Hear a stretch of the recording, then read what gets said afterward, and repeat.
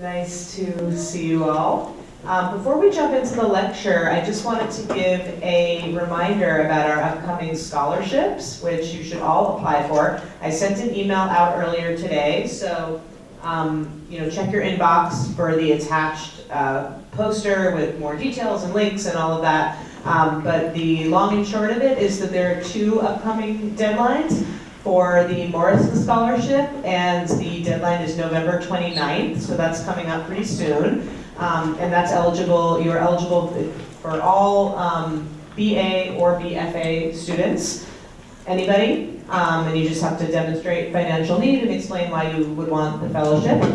And the Rumsey Award as well is coming up, not until January 22nd. So, keep that on your radars for the future. That's open to sophomores and juniors because you need to come back next year to do a show. So for that award, you receive funding to do summer travel related to your artistic interests. So it's super exciting. People have gone all over the world. I really encourage you to check that out and apply if you are a sophomore or junior. Okay, let's jump in.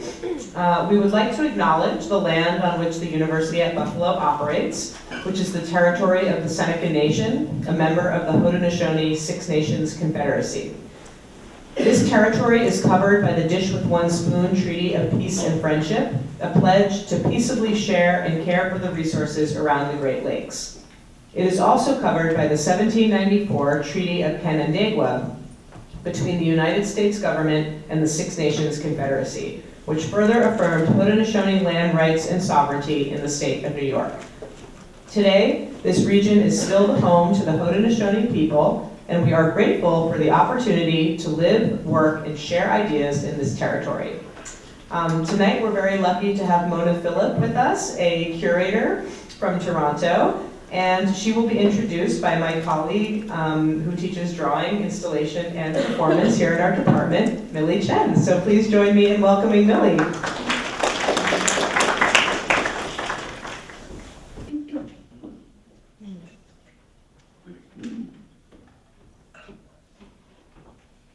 Hi, everybody. So one of the joys of teaching is to stay connected with great, brilliant students. My first year, I met Mona here. Her first year as an MFA student, 1999, 25 years ago. That's a quarter of a century. So Mona came in she was a first year MFA student. I was new faculty in the department. And we started working closely together at that time. And ever since then, we stayed in touch and we continue to work together, but now as professional peers. So that's pretty beautiful. So throughout the many years, Mona has impressed me with her integrity, insight, and foresight, and her distinctive vision. Her evolution from a studio artist into a curator of contemporary art makes sense to me because of her talent for creating dynamic interfaces between artists and the public, and between artists and local communities, something that I know is very important to her. This allows her to develop critical, erudite, and playful discourse. Playful is something I really appreciate in terms of how Mona works. She boldly embraces artist visions, but also stays sensitive to the audience. That's a tricky balance. Mona Filip is highly respected in Canada as a contemporary art curator and writer. Now based in Toronto, Mona is originally from Bucharest, Romania, where she began her artistic education. She received her BFA from the Corcoran School of Art, Washington, D.C., and her MFA from the Department of Art, Duluth. Mona was most recently curator at the Art Museum of the University of Toronto, and previously to that, director-curator of the Koffler Gallery in Toronto. Her curatorial experience spanned almost 20 years, over 40 exhibitions and site-specific projects, collaborations with guest curators, a broad range of public programs, and innovative educational initiatives. She consistently supports the production of new work, introducing national and international artists to Toronto with first local exhibitions and generating critical cross-cultural discussions on global concerns. You may not get what first local exhibitions is, but that means she's the person who first exposed the public to a body of work or to an artist for the first time in a geography. So, you know, that's a big deal, and that's always harder to do than, say, you circulate something that someone's already put together. So that's a lot of work, and that takes a lot of vision too. She consistently supports the production of new work. I said that already, okay. With an idea-driven and dialogue-focused approach, Mona collaborates with artists to produce experiential installations that transform the gallery space, respond to unconventional sites, and address the public on sensorial, emotional, and intellectual levels. So you'll see when Mona shows her curatorial work, she often leaves the white cube, goes out in the public.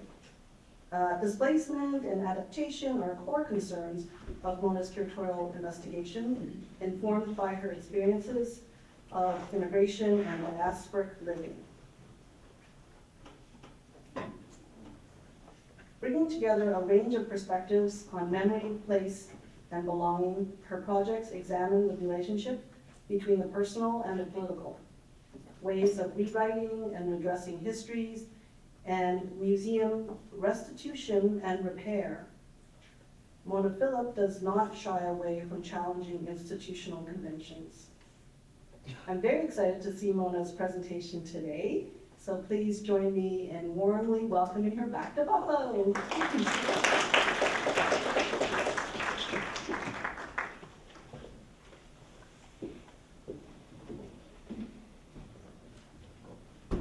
Hello everyone, and thank you so much, Millie. That was really moving for me to hear you speak like that. Indeed, I'm back in Buffalo after 23 years, after I graduated from this very university.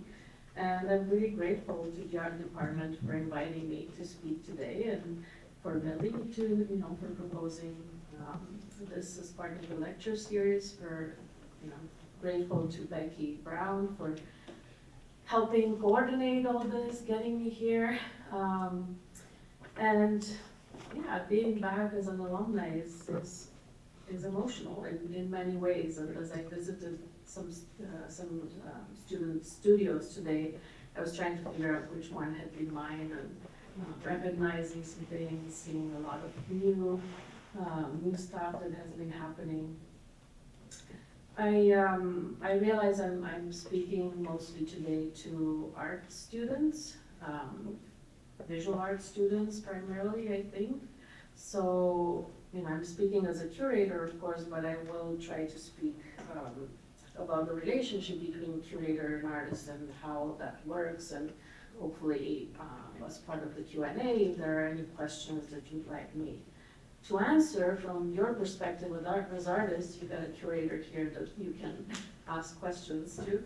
I'll be happy to respond however I can.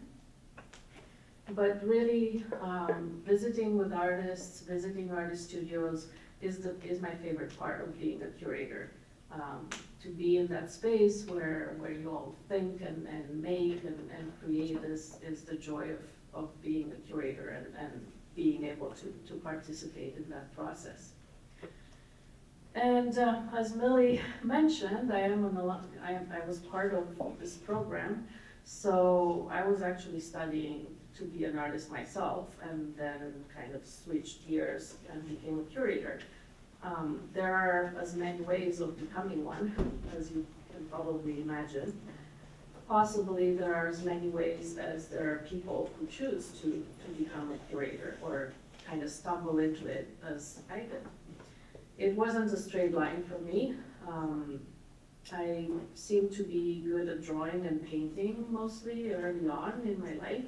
And I went to art school from 16 to high school, and then on to the art academy in Bucharest.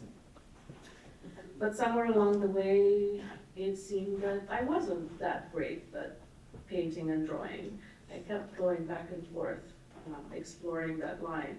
So, as teachers guided me, I chose to specialize in costume and stage design, and that was actually a really important part of my development, and I'll mention as I go through projects how that love of theater and that thinking about space in theater, about staging things, actually contributes to how I think about making exhibitions. And just as I was in the middle of that, I actually decided to leave Romania, and I went back into studying fine arts, got a BFA and then the MFA here, and then moved again to Toronto. So there was a lot of displacement, moving for different kind of reasons, immigration, that kind of shaped my path as I went forward. And I suppose along the way, I kind of realized that I never really had a true drive to make art. I think for artists, most of the time when you become an artist, you can't help but make art. It's what you feel you have to do. It wasn't the case for me. But I still had a really deep love for art and a real understanding of it. I was always under its spell. So my shift at first was towards gallerification for a few years. And that's where I got to combine the art making knowledge that I had with this desire to compel people to the power of art. And that opened the gate to Curator, to curating.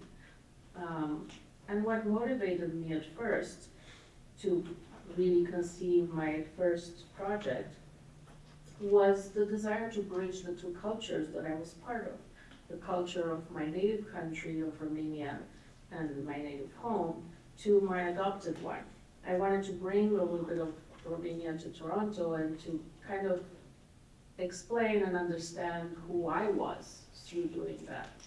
And so I started developing this idea and this project in 2006, and it materialized in 2008, and though it wasn't really my first exhibition that I ended up curating, some other projects happened in the meantime, it was really the crucial one, the one that I was working towards and the one that kind of defined who I was going to be as a curator moving forward. So I created two exhibitions in two different spaces in Toronto, one an artist-run space called Mercer Union, and the other one, the Koffler Gallery, where I ended up working, and I'll talk more about it later. And I brought the work of two Romanian artists who worked together, Mona Filip and Florin Tudor, whose practice explores the visual, emotional, and political aspects of architecture, its relationship to social political memory and subjective experience. They grew up, as I did, in a communist system, and the architectural landscape represented for them a dramatic stage, layered with social and political meaning. The urban sites that they document are really records that speak of lives and stories where the personal clashes with the political ideology and state control. So I was bringing all that background, that was my cultural background, into the place where I live now, trying to figure out what the concept of home could start to become for me in between these two spaces and two ways of being and thinking. So the installation involved imagery like this. It spoke about the transformation in the urban landscape in Bucharest during a time where, under dictatorship, it was kind of rethinking the whole city, tearing down a lot of historical architecture to build this kind of grandiose image that the leadership of the time had about itself. In the exhibition that I did at the Koffler Gallery, the kind of counterpart, I paired the the two Romanian artists with the Toronto-based Ukrainian artist who also shared that kind of background thinking. And, had experienced the process of displacement and adaptation, inherent to settling in a new land. She originated from a distinct but overlapping viewpoint and perspective, and her work addressed as well the turmoil and expectations intrinsic to rebuilding one's life on unknown territory.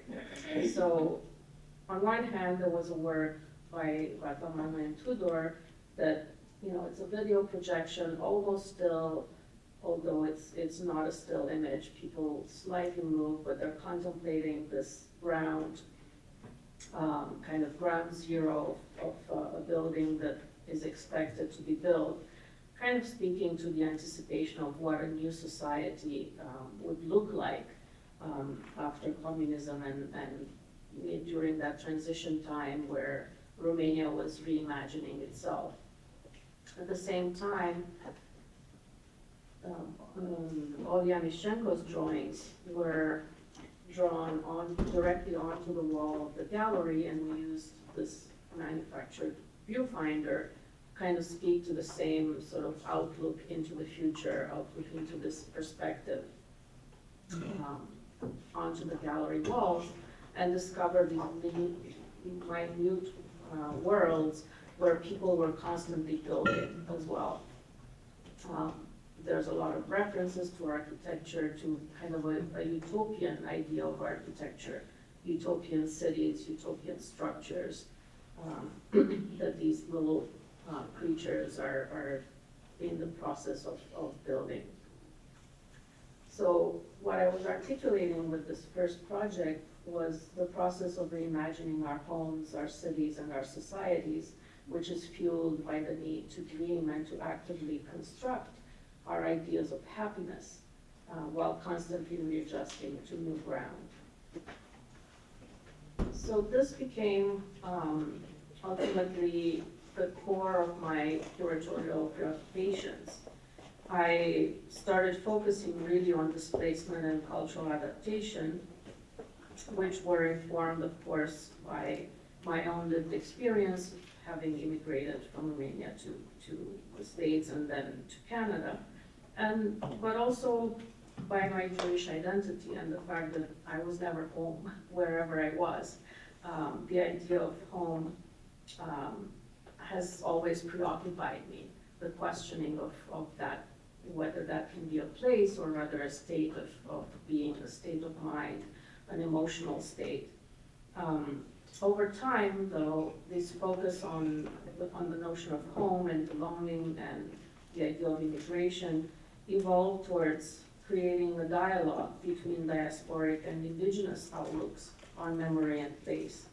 Because as an immigrant, starting to know my new home of, within Canada, I was starting to become aware of the dangers of perpetuating a kind of settler mentality of thinking about the present in a way that was erasing what came before. So seeking a more responsible and ethical way of living in relation with the indigenous past and continuing present of the land became also core to my concerns. So eventually I started placing these two perspectives in dialogues throughout the programming that I was developing, examining the layered cultural context, histories, and the continuing impact of colonization in Canada.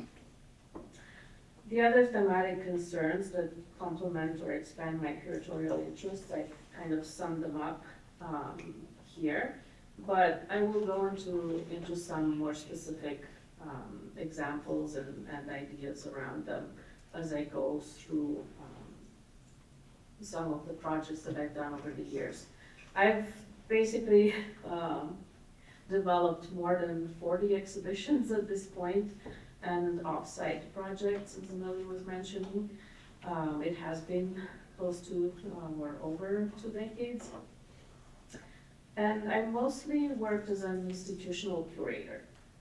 There are, of course, many different ways of being a curator, and being an institutional one as opposed to an independent one, which, now I kind of know both sides of this, is very different because you have to align to a mandate and a vision that is formulated by an institution.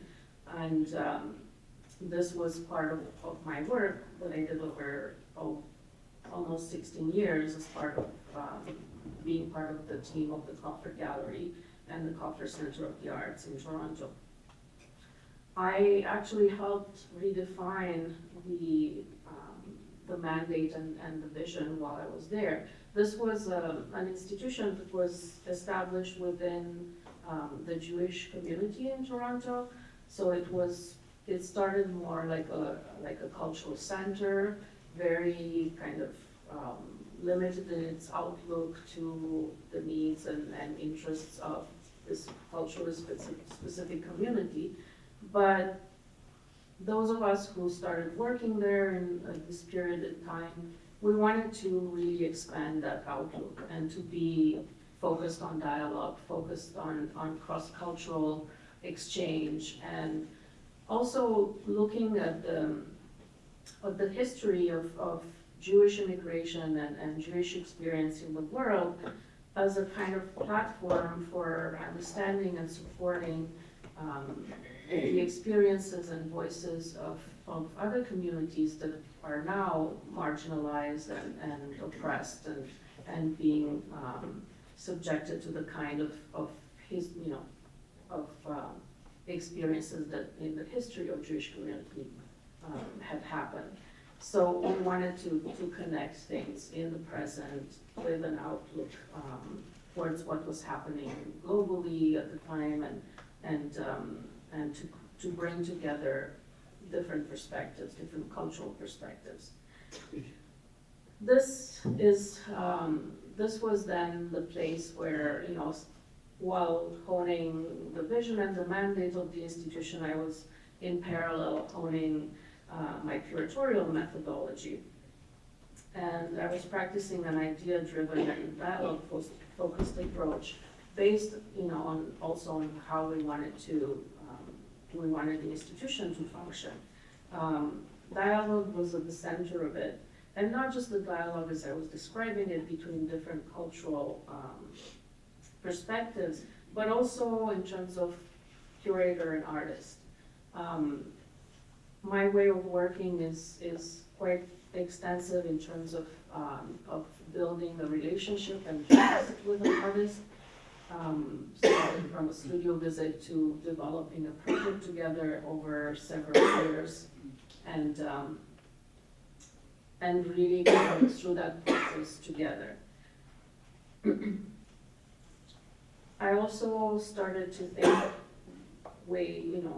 more deeply in terms of what it means to be rooted within a community, a culturally specific one, but also in a community like Toronto that is actually very diverse and multicultural, and what is the ethical way of being in community in that sense. I also always favored working with artists on producing new works, and probably that comes from the fact that I was trained, I was educated, in this space of being an artist, of appreciating the creative process. And so I ended up being a curator that likes to take risks, to end up, to plan a project that is not necessarily about assembling the existing works, but it's about working with the artist to develop something new, whether site-specific or context-specific, help supporting them in attempting things that they had never done in their practice, or hadn't had the resources and the space to do it.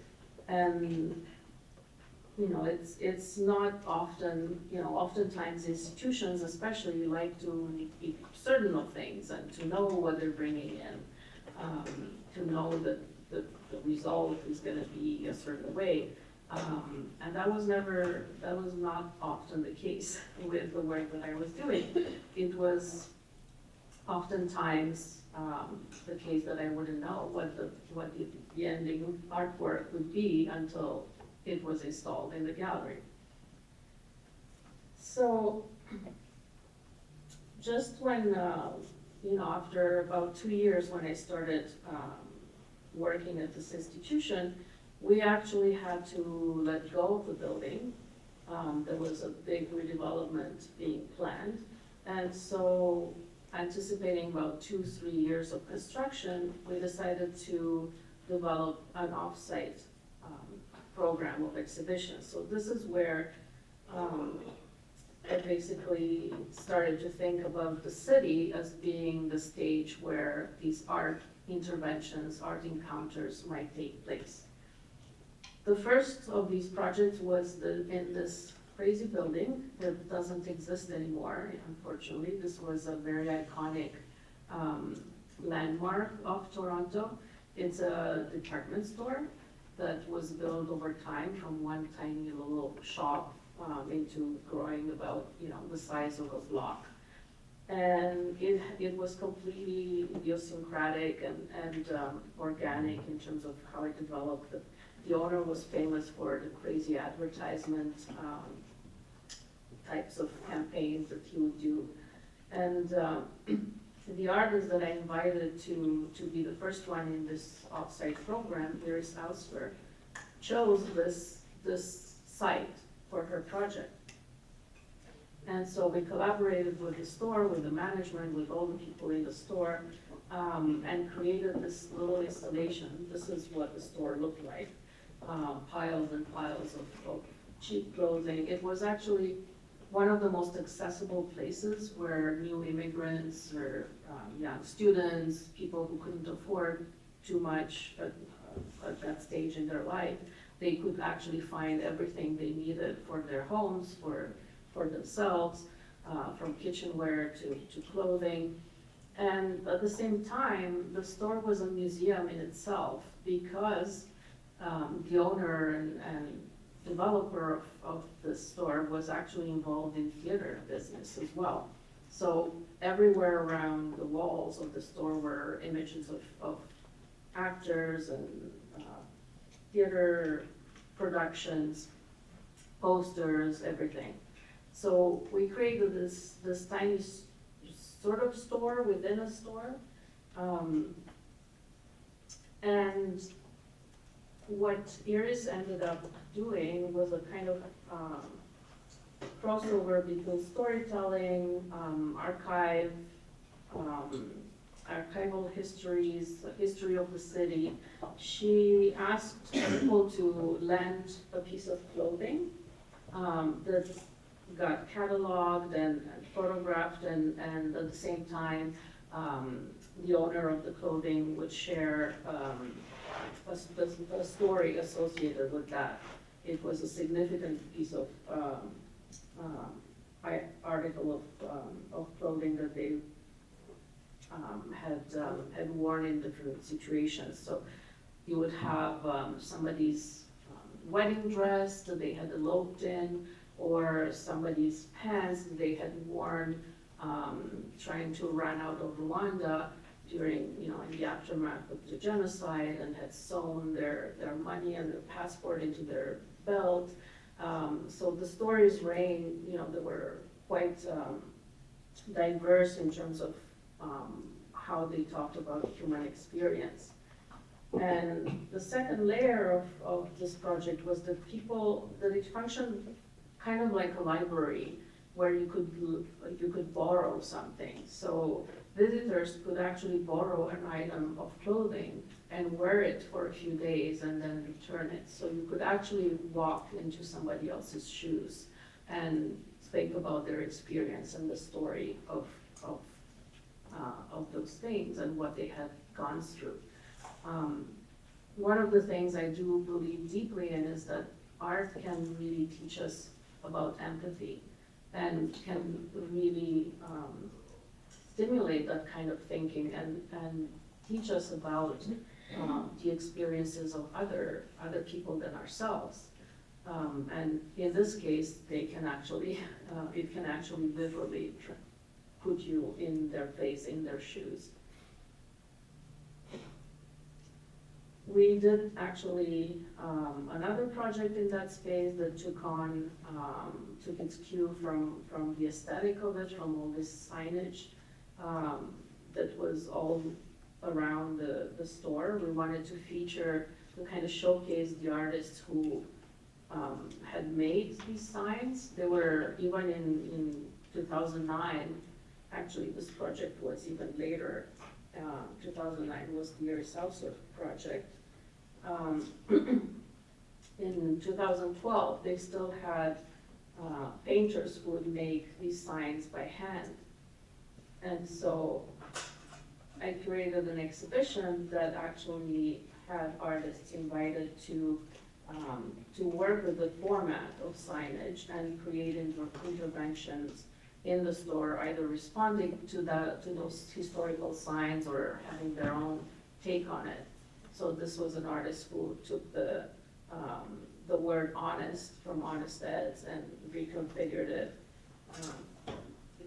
to talk about the sort of intergenerational history of the store. The store had a son who is actually a well-known collector and art dealer in Toronto. So things had changed from one generation to the next. Another artist, Robin Collier, he filmed all the store before it opens, when all the signs were the only things that would move and kind of be visible. He also worked with the sign makers to create these signs that talk about prices that have nothing to do with the values of things in the stores, which were only small. There were numbers that these artists would never paint, would never get to paint. Then another artist, you work with them as well to kind of create all these funny slogans about the city. These are all about Toronto. Another one made postcards. This was a reference to another sign from the neighborhood. And these were takes on the outdoor signage, but treated in a Frank Stella kind of way, as black paintings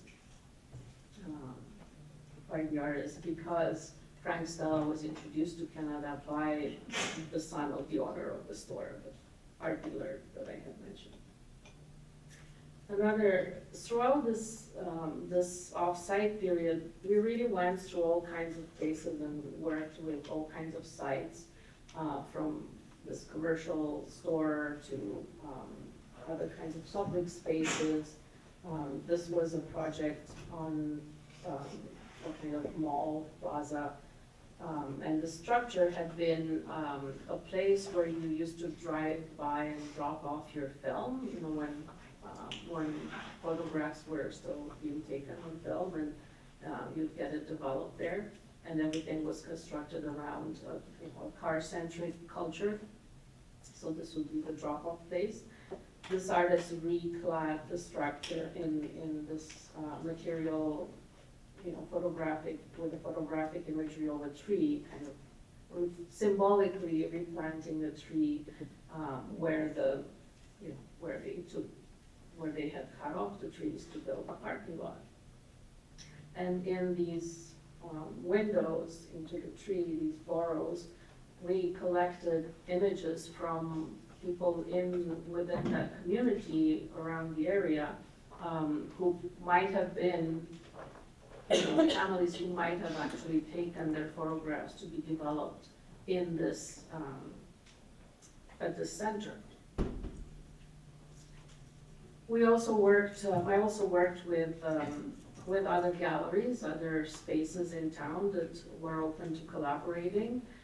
But even in those cases, we really were taking a look at the architecture of the space, the history of that space. This is a really wonderful, famous commercial gallery in Toronto, the Olga Koffler Gallery, that is inside an old foundry that had been transformed as history goes within cities. There's industry first, and then artists transform spaces, repurpose them, and then eventually other businesses push out artists and take their spaces. But this is a beautiful building that's still an art gallery. And Laila Rai, the artist, created this structure that actually looks at the architecture and inverts this beautiful structure of metal beams that are in the roofing support, and creates this swing stage, as the project was called, where you could actually swing. You could go up on the platform and it would move like a swing. It spoke to the precariousness of architectural change and urbanism in this transitional spaces. There was a video component to it that mirrored the round window that you see at the top. This was the opening of the exhibition with Laila speaking from the platform. Another project, Toronto is known for all the construction that's going on all the time. There's things that are always being torn down, new buildings, usually condominiums going up. We were actually talking about earlier how Buffalo has really preserved some of this beautiful historical architecture. Toronto's not like that. It just erases very quickly everything that has been before. It's in constant transformation. There's always constant need for more spaces to live, but at the same time, it becomes more and more unlivable because all these condominiums are out of people's range of affordability. So this is actually the site of a beautiful building that had housed artist studios mostly, and it got in a state of disrepair over the years. It was neglected, as it often happens with spaces that are not bringing a revenue. And so it was eventually torn down, and it was a big loss for the community. There were a lot of protests trying to stop it beforehand, but it did eventually happen. And so we talked to the developers, and they allowed us to do a project on the hoarding around the construction site. And Corey Lund, another Toronto-based artist, created this piece called Word Count, which took the form of a written proposal for an unrealized and unrealizable video that got installed on the hoarding surrounding this construction site. The installation tried to take its cue from this idea of the urban development proposals that must be displayed on a construction site. But at the same time, it followed the format and length set out by the Canadian Art Councils for grant applications, where the title word count comes from that idea that you have to express your proposal within a limited set of words. And so it wittily connected the equally bureaucratic sides of artistic and urban construction, architectural production. The large-scale text was mounted on the hoarding, and it described the proposal video documenting a lone ice skater gliding across a frozen pond, which was momentarily created by rain and freezing conditions within the excavation pit where the construction site was happening. So it's just a kind of utopian project that never happens, but is meant to talk about all these bureaucratic processes. We also, I also often brought international artists into our program, and so this artist, Yara Freiberg, was coming from Brazil, and we worked together to create this site-specific intervention that explored the ways in which urban spaces are used playing with perceptions of the built environment. This is still the site of the ferry docks where you take ferries to go to Toronto Islands. They're a sort of little archipelago of islands just off the shore of Toronto. And it's a beautiful space where people go to the beaches, to bike. There are a limited number of houses. It's a very frequented place during summer. As you can see, there's lots of crowds waiting for the boats. And so what Yara did was creating a spatial drawing that used a geometrical planning to reveal harmonious or opposing tensions within the architecture. As you can see, it's a pretty brutalist architecture and not the best kind. It's kind of a corral where people are being kept waiting. And so she created this monumental yet minimalist vinyl drawing that responded to the geometry of the site. And in so doing, and using the color yellow that is really meant to attract attention, she was enabling a new way of looking at this built structure, generating dialogue about the public and private places that we live in and that we navigate. The title of it was Where I'm Waiting From, which was a kind of misspelled, miscommunicate or misunderstanding phrasing that we both really liked, because it is really where you're waiting from, not so much about what you're waiting for. So it was proposing an outsider's gaze encountering the peculiarities of the terminal's architecture, highlighting the peculiarities of that architecture.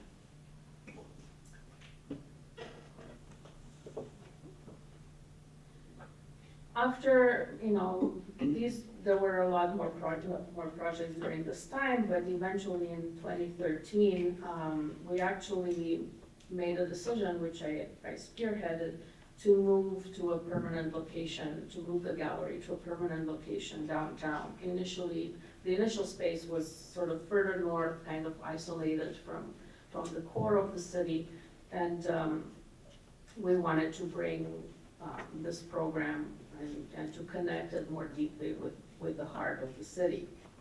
And so we took we kind of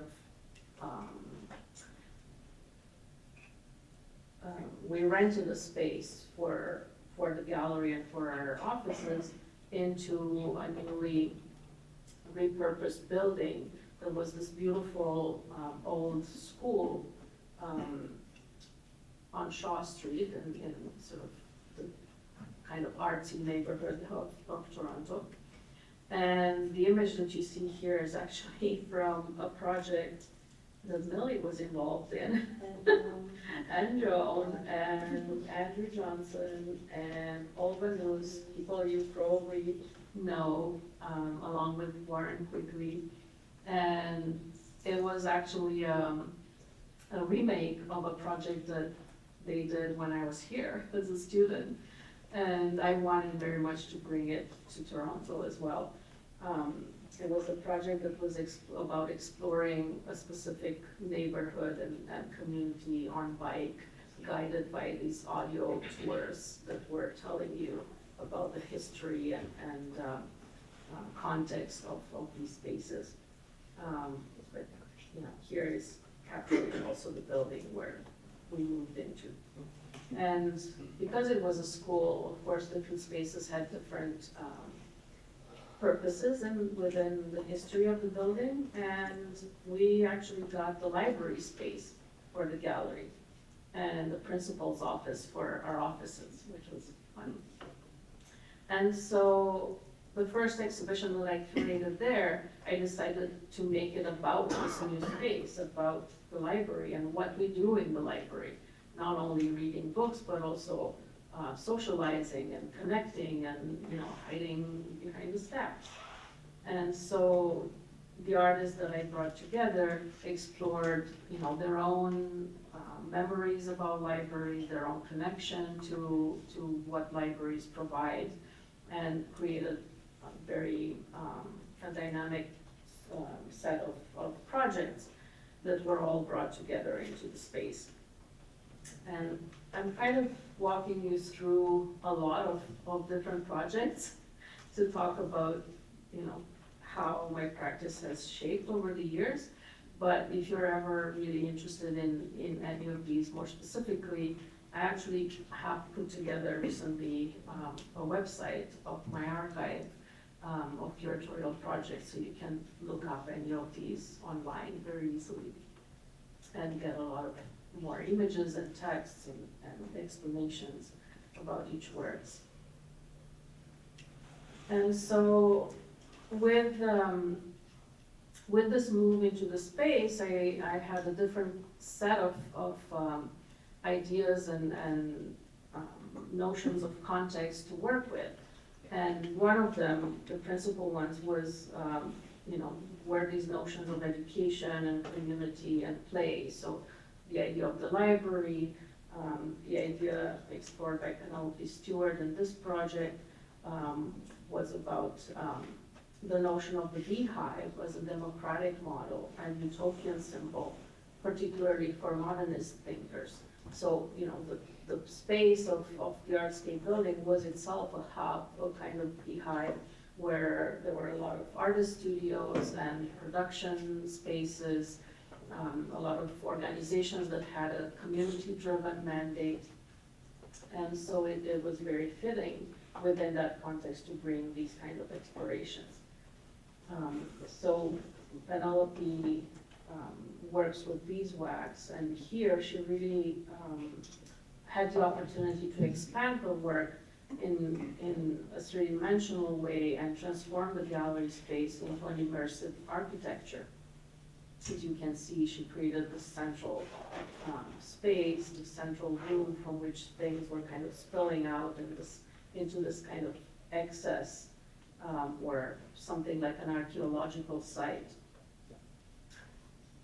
The scenes seem to be caught between destruction and regeneration, having a sense of loss and expectation at the same time, like a grand still life, hence the title Vanitas, which were the titles of some of these historical paintings of still lifes as a reminder of mortality, of the life and death cycle, the ephemeral nature of all things, and the fragility of any utopian aspirations of transforming nature through culture.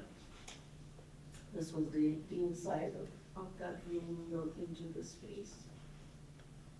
And it's all covered in beeswax. It smells amazing. Too bad that the slides don't convey the smell. And then another more recent project with Gazalia Barzamani, who is an Iranian artist based in Toronto. And this was her first ever show in Canada, actually. The project called Never Neverland explored the role of experience, memory, psychology, modern rationality, and traditional beliefs in the construction of knowledge. So a lot of these projects were about how we construct knowledge, how we acquire knowledge, how we educate and learn.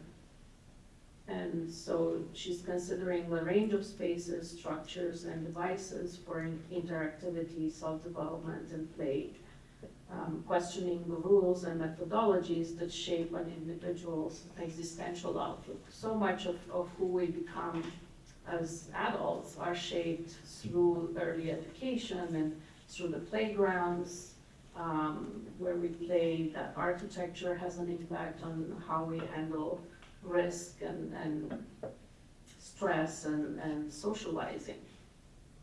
And there are references to cardboard games, to really old historical ones, but also to in the materials that she's using. There's other kinds of cultural references, like this embroidery on kisek, which is an Iranian washcloth. that actually kind of undermines the idea of being able to capture and retain knowledge by referencing washing away actually memory itself. The soap sculptures also have that connotation, undermining kind of the promise of sustaining and retaining knowledge. The color became also very important to me in terms of curating within a gallery space. Like Millie said that, you know, I went out of the white cube for a while, but I still even now work kind of against the white cube. I try to counteract it in any way possible, either by constructing inside through installation a different kind of space, or at least by color and changing the expectation of that whiteness as neutrality, which is of course a very modernist concept and construction in itself. The blue in here actually had a really intentional purpose as a reminder of an optical phenomenon known as atmospheric perspective, which means that when viewed from a distance, an object's clarity diminishes while its color begins blending with the blue sky background. So another reminder that perceptions are constantly distorted and the impossibility of clear vision pervades the exhibition to kind of to suggest that thinking. All of these elements were, you know, these are elements of a deconstructed slide. In the background, you have that game that a lot of children play with a folded paper that is meant to predict your future. But in this case, they're blank, so future is wide open. It's not predictable, it's not prescribed. Immigration and adaptation, as I mentioned earlier, are sort of a theme that runs through everything that I've been doing. I've worked with, mostly with artists who come from a diasporic background. And so it also became the focus of one of the major exhibitions that I did in 2016, actually, with a large number of artists taking over the building, not just the gallery space, but the public spaces of the building itself, and focusing on the experience of immigration, exploring themes of intercultural translation, displacement, and identity construction. And all the artists in the show were actually artists who were either immigrants themselves or or were first generation born in Canada.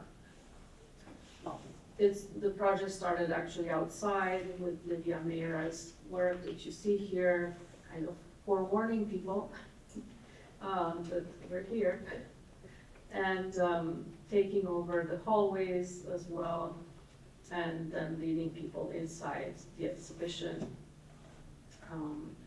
offering many voices and perspectives, and inviting a deep reflection on the dislocations and adaptations triggered by the complex decision to uproot oneself and to cross borders to reach for a different home. Hence the title Yonder, suggesting that longing and desire for a new home.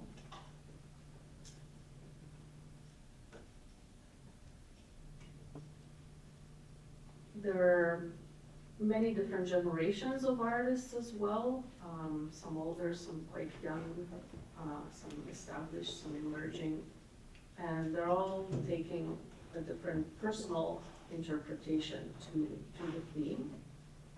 We really wanted to and this is a project I actually curated in collaboration with Matthew Brower, another Toronto-based curator. And we really wanted to bring together works that spoke from a personal place, not kind of globalizing or making grand statements, but really talking about personal experience. And so, as you can see, things were happening in the stairwells, in the windows, in the hallways, bringing all these artists' different interpretations together. On the same theme, I also work with individual artists on solo shows.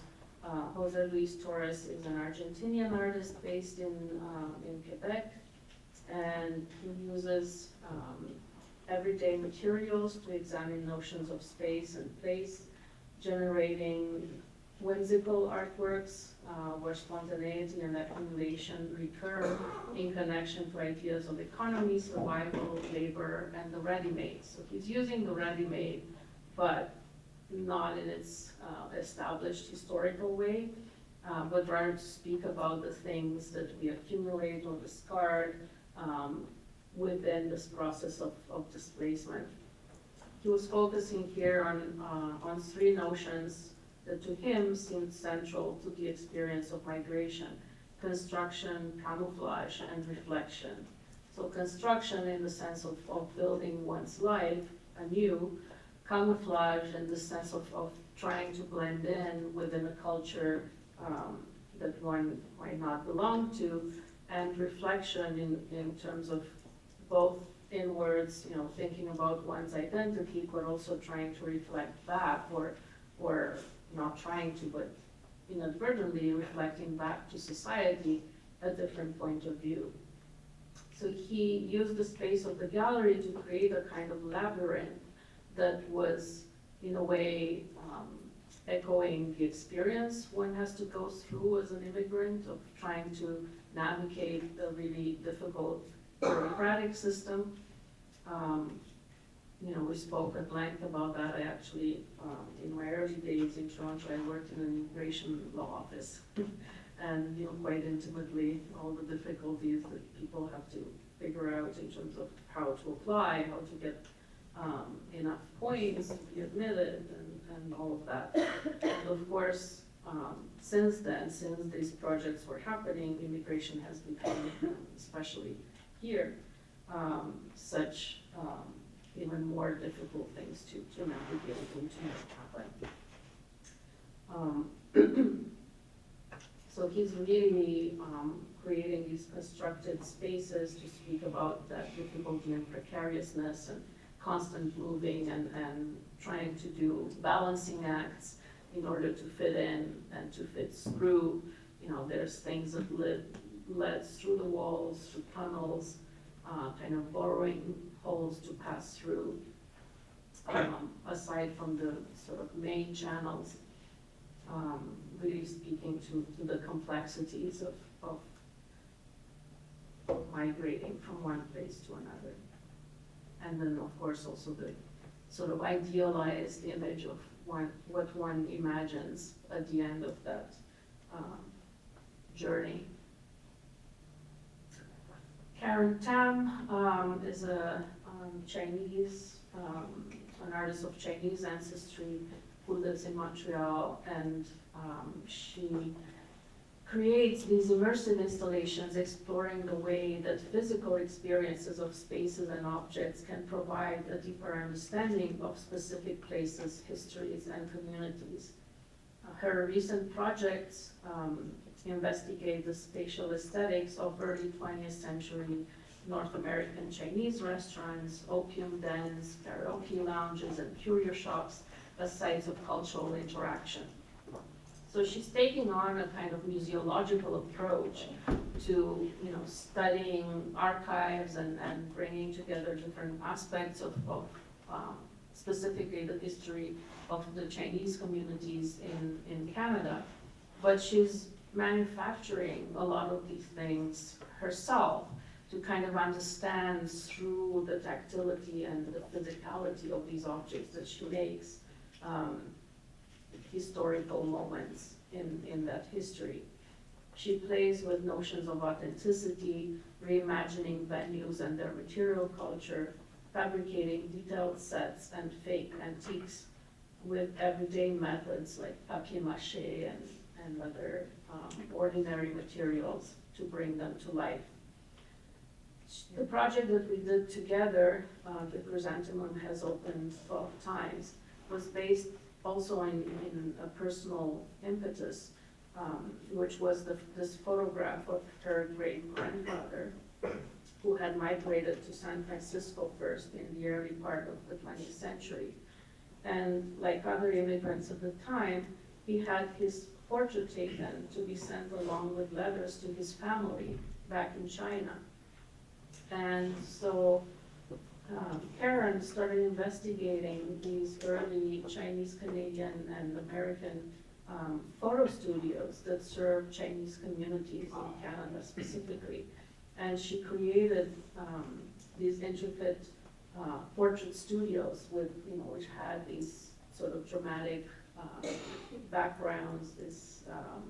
Each had its own identity, and you can recognize them in these archival photographs.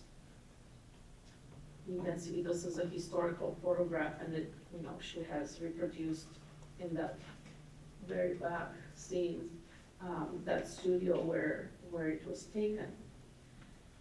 And she's integrated, found and fabricated objects, archival images, 1940s vinyl recordings of Cantonese opera and song performances, revealing this layered experience of immigration, displacement, and longing between the family members that were separated over, at times, quite long, lengthy periods of times. This title, The Chrysanthemum Has Opened 12 Times, references the time that this couple had been apart. That flower that flowers once a year had 12 years to flowers, to produce flowers.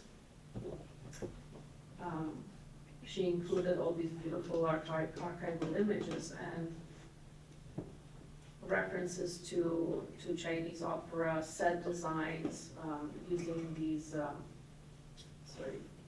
lighting techniques, these gogos,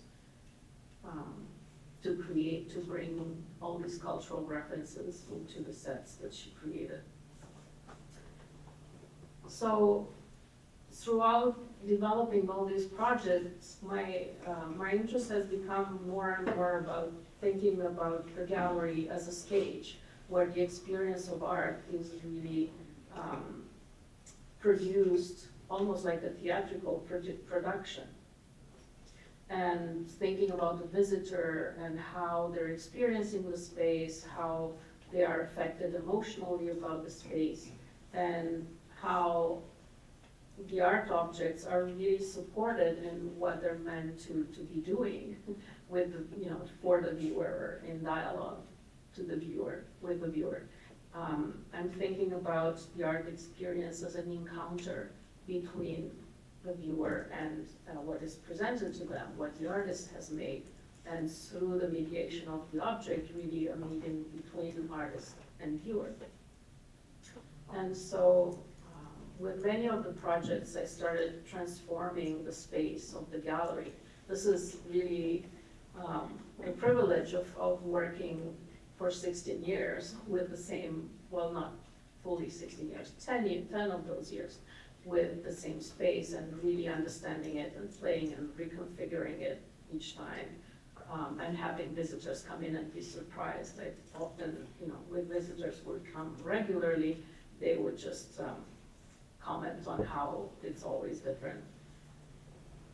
So I often build different structures within to kind of help with the dramatic effect of an exhibition. This was a project that dealt with really a dark moment. It was just prior to 2016, and what was happening in the world, and what is repeating itself. And so this artist had made these large paintings. He had started with these paintings of hell, basically, that were inspired by Goya and other historical paintings, and ultimately created also a heaven counterpart to kind of get out of the darkness that we were all succumbing to.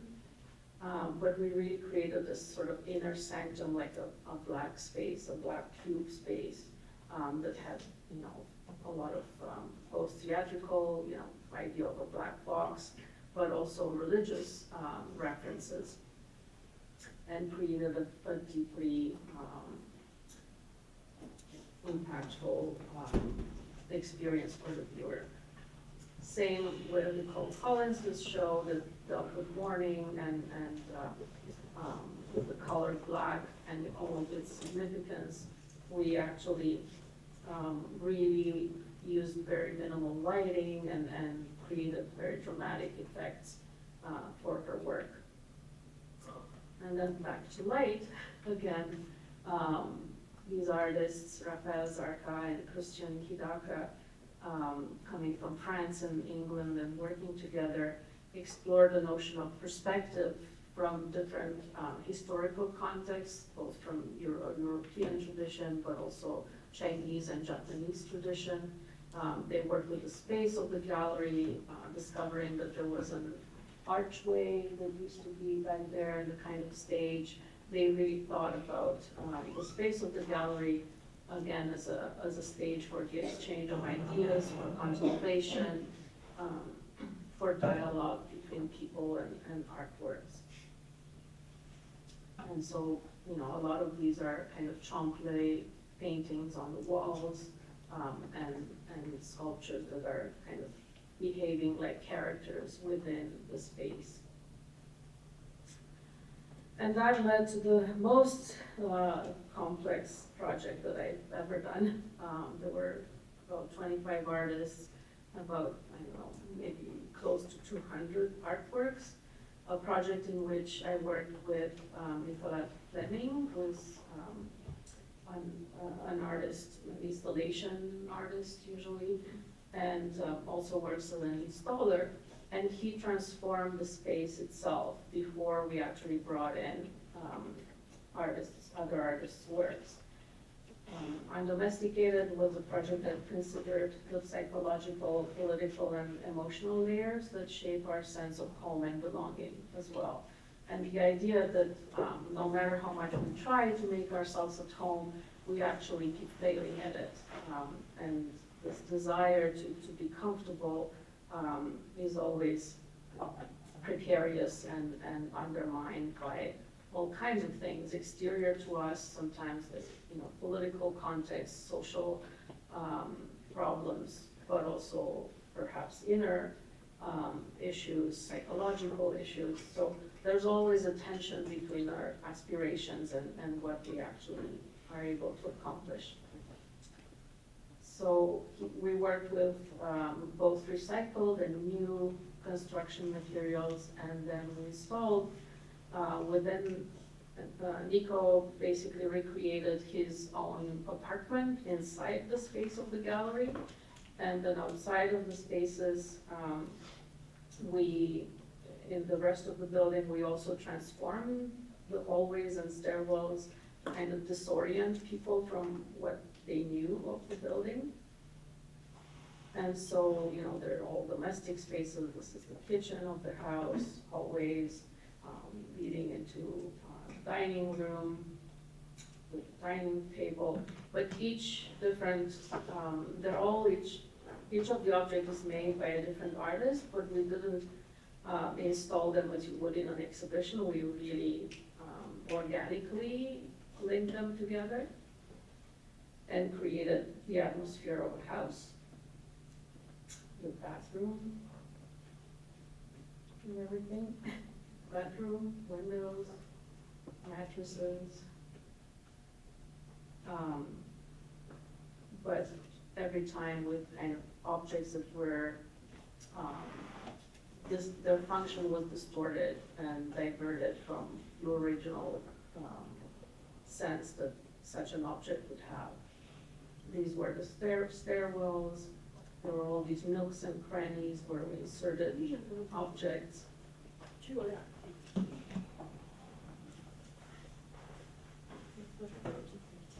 And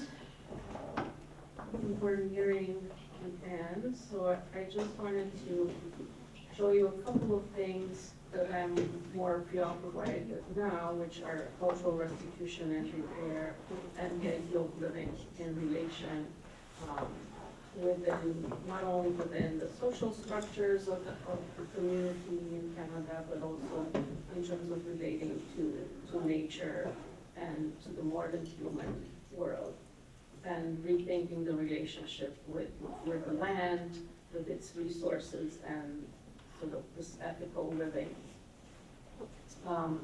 This was an exhibition that is currently continuing.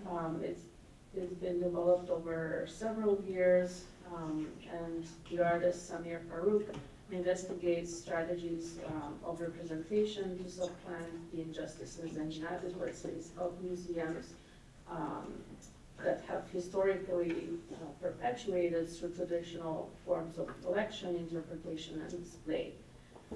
And so he, with this exhibition, he created a series of displays that elicit prolonged attention, asking us to look intently and to spend time in the presence of the artworks, and to think about what restitution of objects in museums could look like, what their absences would leave behind, what that gesture of leaving would look like. And so through photo-based work, sculpture, he's really looking at that aesthetic and what it can generate for an artist from an artist's perspective, and how it would also stimulate the collective imagination. So he's kind of taking on the language of museums, displays, and of labels, didactic labels, tombstone labels, but trying to, instead of reproducing the collecting gestures of museums, he's proposing a different kind of artifact, something that comes from inner experiences, from the images that we all carry inside of us. He talks about how, if we close our eyes, we already immediately have all these images fluttering behind our eyelids. And through meditation, through all kinds of forms of being in the world, of being ourselves, we can generate things that speak to our own existence and speak to our lives in different ways than how museums are articulating these narratives. And the assembly that he creates asks us to interrogate our relationship with art objects and museum objects, and to ponder their potential that transcends their aesthetic value. So some of these works have been generated through meditation by himself. This is a collaboration also with a poet who kind of reinterprets what didactic information in museums can do through a poetic language, and speaks to the objects in a way that doesn't describe them quietly.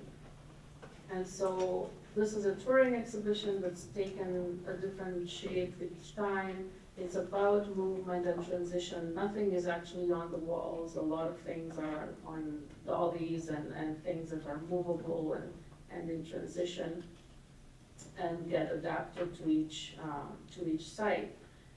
This being a different kind of privilege and interesting way of curating in dealing with, as an independent curator, dealing with different institutions, different spaces, as opposed to spending 16 years with just one.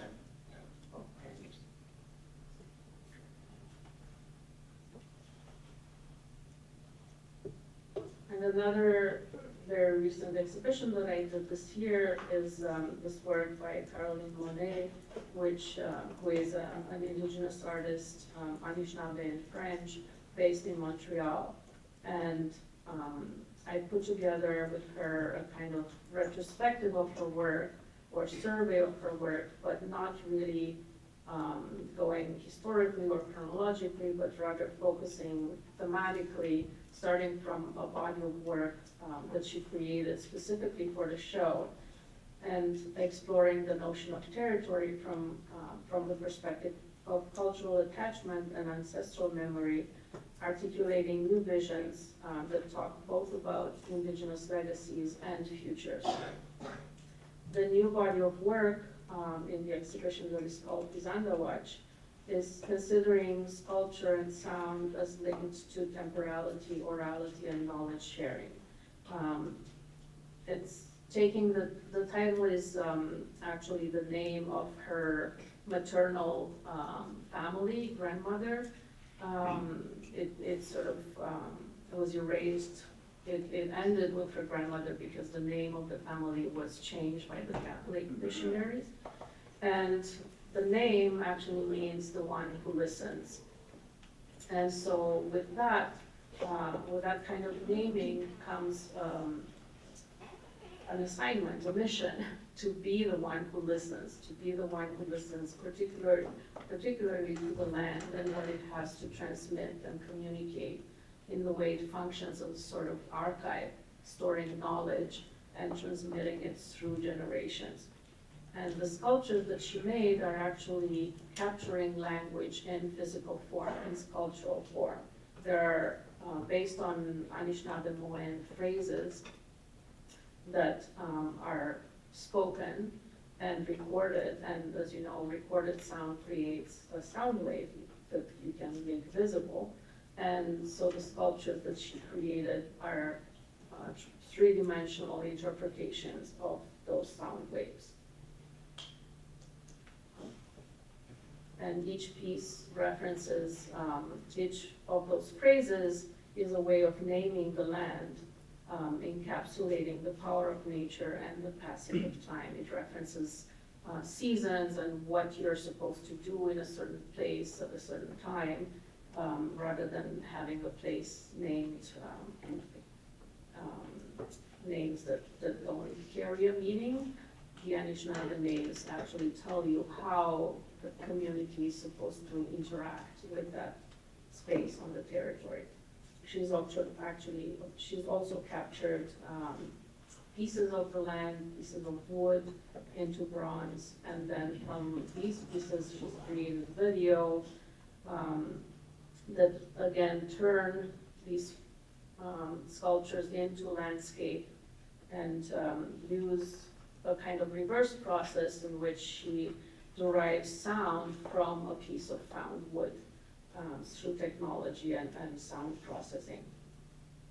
The exhibition brings together a lot of her work from older to very recent. She works with construction materials in every form, in everything that she makes, from the raw material of wood to traditional historic materials like bronze and copper, which were metals and alloys that indigenous people, Anishinaabe people, were using before the arrival of the Europeans, but also more kind of industrial materials, addressing both construction prices on reserves, and also the kind of deforestation and environmental damage that these industries create in producing these materials and exploiting natural resources. She reinvests them with cultural significance, with traditional Anishinaabe motifs, and that she continues and develops as her own. So I'm gonna stop there. There's a lot more different projects that I could go through, but I think this is our hour. And so I'm happy to ask to answer any questions that you might have. Thank you so much.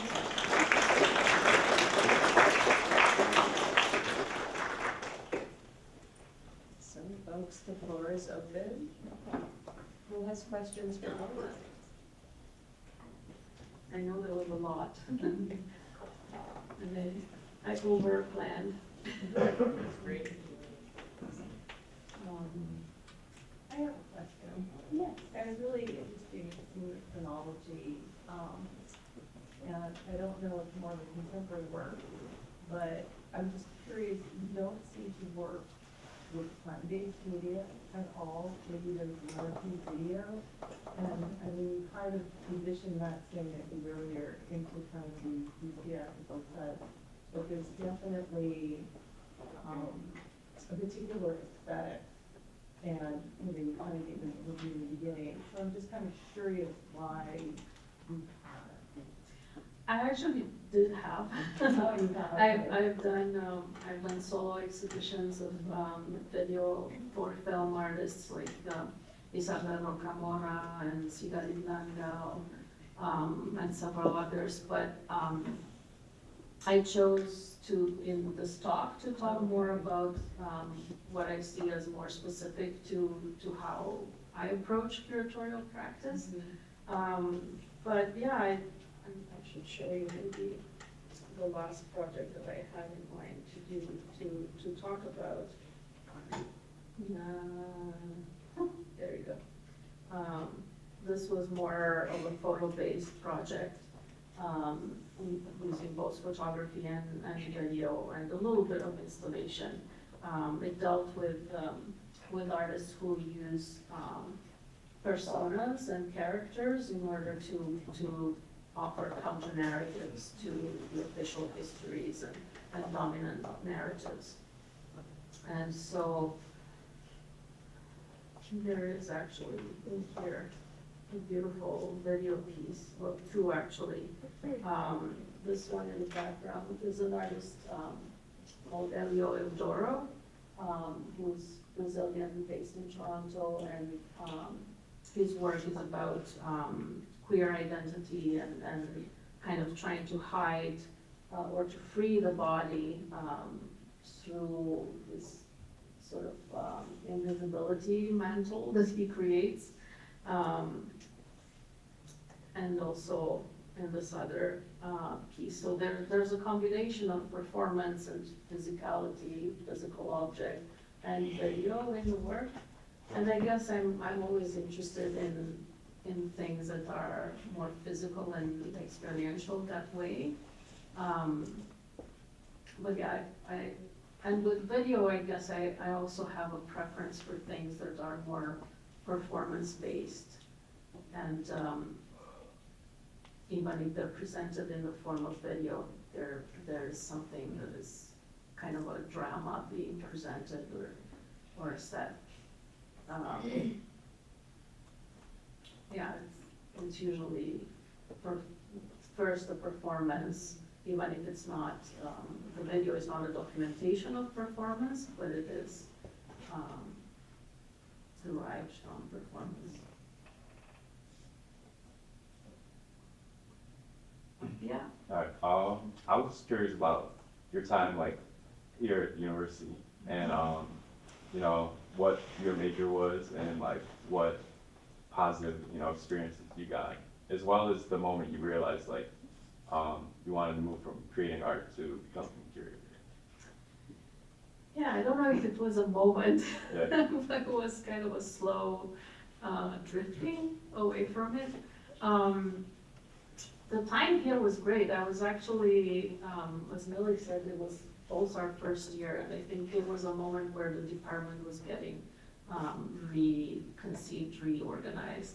And I found it really nourishing, and, you know, being able to have these amazing studios. You know, I had never had a studio like this for myself. And being able to use all the different facilities. I was in the painting department initially, but even with my own work, I kind of shifted towards installation and a more theatrical way of creating and staging work. I ended up combining printmaking and photography and sort of object making and a more sculptural way of presenting. And I think, you know, being inspired both by colleagues and faculty led to that. Melly and Reinhardt and Andrew were my thesis advisors. And yeah, it was a good experience for me. But then I moved from Buffalo to Toronto, where I knew nobody. I think university is a great time where you can really establish connections, and you sort of have your peers, your generation around you, right? And you come up together. But then if you displace yourself, then you have to start all over again. And it was quite hard for me because there wasn't I had to go through immigration first. That's when for a year I worked in an immigration law office to figure out how, to do that for myself. And so that kind of distanced me from that space of making and producing work. I didn't have space to do that. So maybe it was a combination of circumstances, but I think when you have that drive as an artist, you figure out a way, no matter what, you can't live without it. So I think slowly I kind of realized that wasn't what drove me. It was the passion and belief in art itself that I still had and wanted to be part of it, wanted to do something with that, but not necessarily to make art myself. I also kind of view exhibition making as another form of art making, so maybe I just found my language as an artist in that. Thank you. Anything else? I wonder if you could talk about, you've worked with a lot of different artists. How do you meet them? How do you connect with them? That would be useful. Well, a combination of ways. Sometimes they approach me, they ask for a studio visit, and that's always the best way, I think, if you're ever interested in a curator specifically. I think it's always good to do your research first and to really try to figure out if you would actually connect well with that person. You can see what they've done, what they're interested in, and if you think you'd have a partner of dialogue. This is, what I was talking about, that to me it's very important to have that capacity for exchange of ideas, between an artist and curator, or at least that's what I'm interested in. I'm interested in finding out through, through those conversations, being involved in their practice. But of course, different artists work different ways. Some really want the curator to come in and exchange ideas and have, critique or input or that kind of exchange, and then others, know what they're doing and you trust them and you just go along and cheer them on, and that's it. But either being approached or just seeing things out there, finding out from other artists, from other colleagues. I see a lot these days on Instagram, really, and social media, and I'm just drawn to finding out more, and the new research and dig through.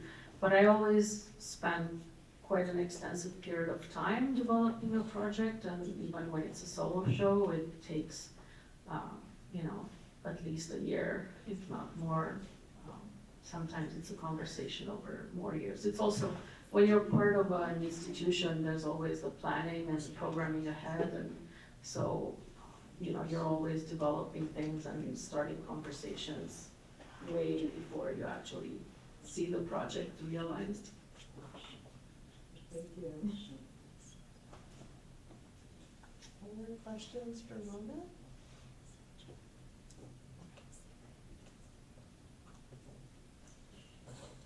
All right, well, last call. Well, thank you so much again, Mona.